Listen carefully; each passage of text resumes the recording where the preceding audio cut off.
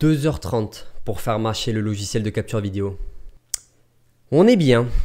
Ah là, on est bien. Heureusement qu'on parle d'un bon film aujourd'hui. Allez, faut qu'on parle du nouveau Michael Mann.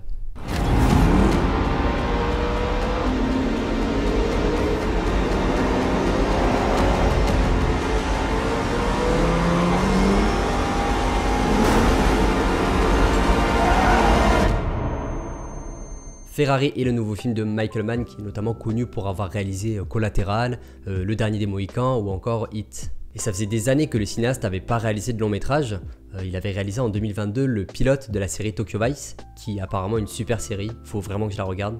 Mais ouais, ce retour de Michael Mann, c'est un assez gros événement dans le monde du cinéma, et toute cette attente explique sans doute la réception critique compliquée du long métrage, mais on va en reparler. D'ailleurs, je ne l'ai pas précisé, mais le film est sorti en salle aux États-Unis, au Royaume-Uni, en Belgique, en Suisse, mais pas en France. Effectivement, le film est disponible sur Prime Video depuis le vendredi 8 mars. Donc voilà, si vous avez Prime, vous pouvez le mater.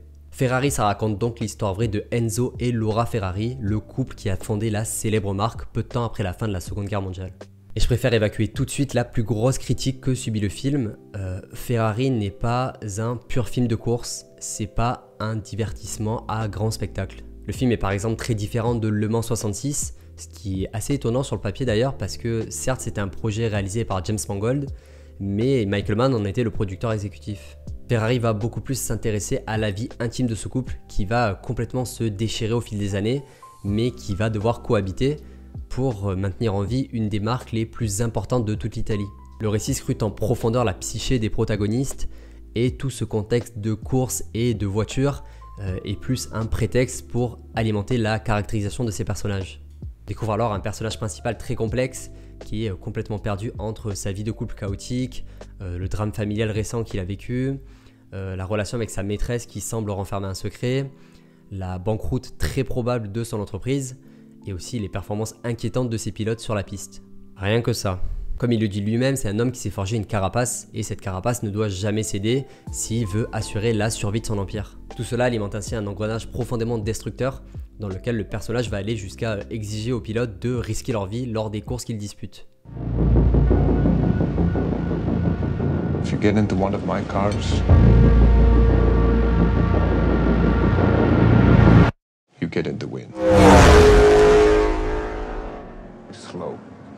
Cette complexité, mais surtout cette maniaquerie obsessionnelle et cette toxicité est parfaitement incarnée par un Adam Driver qui est particulièrement convaincant. Et son rôle n'est pas sans rappeler celui qu'il avait dans House of Gucci il y a quelques années, qui était réalisé par Ridley Scott. Même si je vous rassure, ici l'ensemble est beaucoup moins appuyé, notamment au niveau des accents italiens.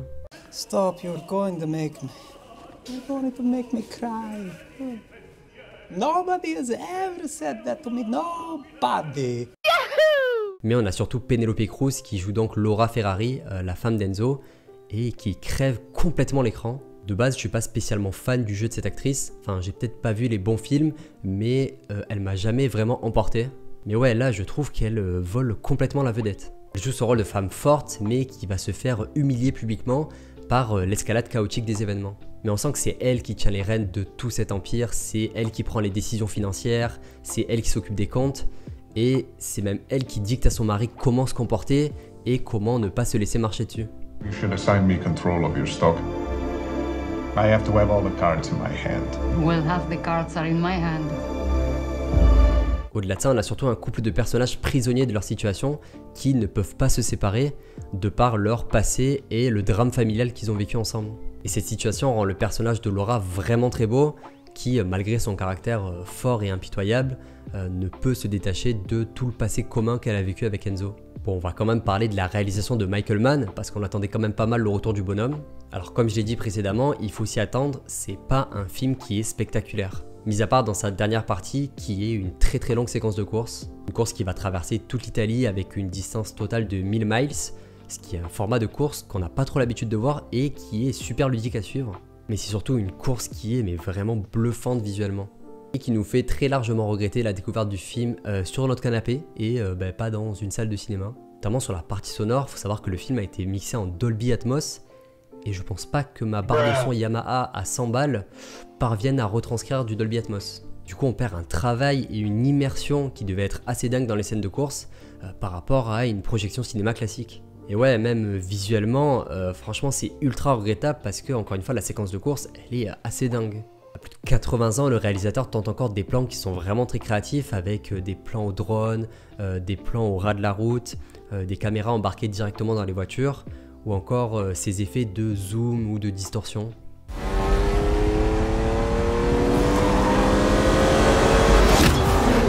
Tout ça crée chez le spectateur une sensation de vitesse, mais surtout une vraie sensation de réalisme.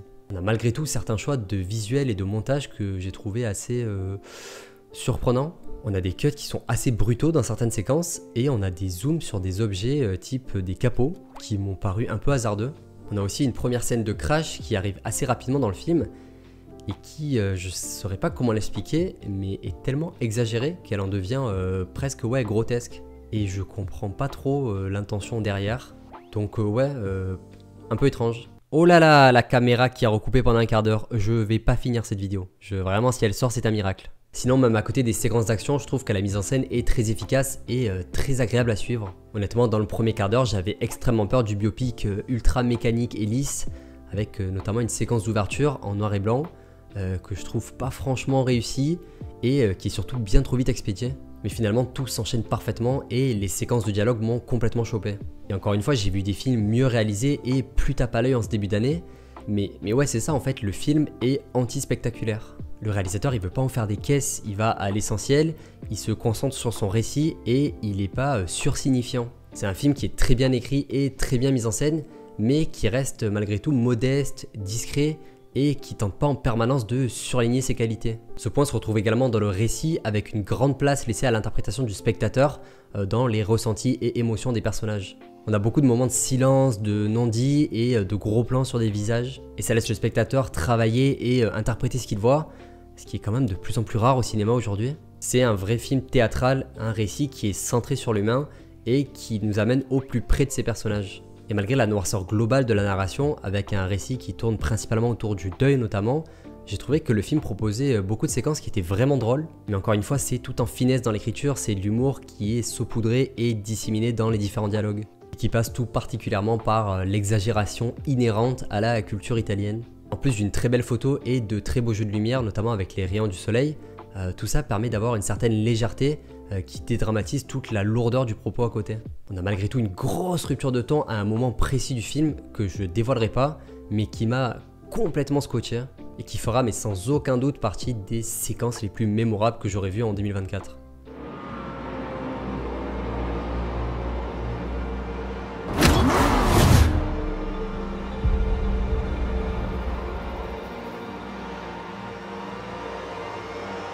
Bref, j'ai été extrêmement convaincu par ce retour de Michael Mann et j'ai pris énormément de plaisir à suivre cette histoire assez extraordinaire. Alors certes, c'est un film qui parle de voitures qui vont vite et qui en fait est extrêmement lent et bavard, ce qui le rend foncièrement mal aimable. Et personnellement, c'est pas ce que je venais chercher dans l'œuvre et j'ai été totalement emporté par la proposition. Et d'ailleurs, je l'ai pas du tout précisé, mais de base, je suis vraiment pas le mec le plus intéressé par la course automobile. Donc voilà, si ma critique vous a donné envie de le découvrir, foncez, c'est disponible sur Prime Video.